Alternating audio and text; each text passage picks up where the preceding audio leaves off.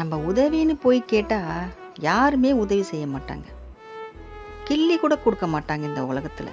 அவ்வளோ மோசமான காலகட்டமாக ஆகிப்போச்சு இப்போ. ஆனால் நம்ம உதவின்னு போய் கேட்கும்போது அள்ளி அள்ளி கொடுக்கக்கூடியவர் தான் நம்ம முருகர். அதுவும் 2 கையில் இல்லை, அவருக்கு இருக்க 12 கைகளிலும் அள்ளி அள்ளி கொடுப்பார் நமக்கு. நம்ம போதும் போதும் சொல்கிற அளவுக்கு முருகர் கொடுப்பார். அதான் முருகருடைய குணம். ஆனால் ஃபஸ்ட்டு கொஞ்சம் காக்க வைப்பார். அதுக்கு நம்ம கொடுக்கறதுக்கான அது பலத்தை நம்ம தாங்கக்கூடிய அளவுக்கு நம்மளை சக்தி வர வைப்பார் நம்ம முருகர். ரொம்ப கஷ்டத்தில் இருப்போம், உதவின்னு போய் யாருன்னா கேட்டோம்னா செய்கிறேன்னுவாங்க, அப்புறமா செய்ய மாட்டாங்க, மனசை உடச்சிடுவாங்க. அதுவும் இல்லாமல் உதவி செய்யாமல் நம்மளை பின்னாடி ரொம்ப கேலித்தனமாகவும் இப்போ நம்மளை பற்றி பேசிக்கிட்டு இருப்பாங்க. நம்மளை பற்றி விமர்சிக்க பண்ணுறதே அவங்களுக்கு வேறு வேலையாக இருக்கும். ரொம்ப வேதனைப்படுத்துவாங்க. அவங்க மனசு எவ்வளோ கஷ்டப்படும் கூட தெரியாமல் பேசிக்கிட்டு இருப்பாங்க. ஆனால் நம்ம மனுஷங்க கிட்ட போய் உதவின்னு நிற்கிறத பதில் நம்ம முருகர்கிட்ட நிற்கணும். முருகா, என்னை நீ தான் காப்பாற்றணும், எனக்கு இது நீ தான்ப்பா கொடுக்கணும் அப்படின்னு நம்ம முருகர்கிட்ட கேட்கும்போது அவருடைய 12 கைகளிலும் அள்ளி அள்ளி நமக்கு கொடுப்பார். நம்ம கஷ்டம் நினைக்கும் போது நம்ம எந்த இடத்துல கூட இருக்கலாம். அது கோவிலில் தான் இருக்கணும்னு கிடையாது.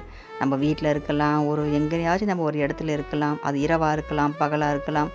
எந்த ஒரு சூழ்நிலையிலும் நம்ம கஷ்டம் வரும்போது முருகா என்னை பாரப்பா நம்ம கேட்கும்போது முருகனுடைய 12 விழிகளும் திறக்கப்படும். 12 கண்களையும் திறந்து பார்ப்பாருங்க முருகர்.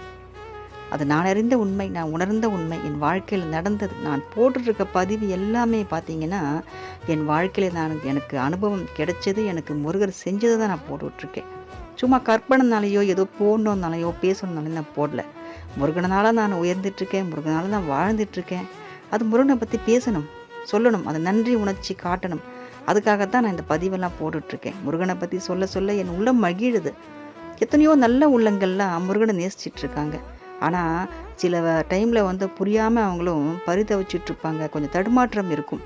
அவங்களுக்கெல்லாம் இந்த பதிவு ஒரு தெளிவான சிந்தனையை கொடுக்கும். முருகனை பற்றி நம்ம நினைக்கக்கூடியது நம்ம நல்லது தான், முருகனை நம்ம நம்பிட்டுருக்கோம், நம்ம வாழ்வோம்ன்ற ஒரு நம்பிக்கை வரும். சத்தியமான உண்மை இது.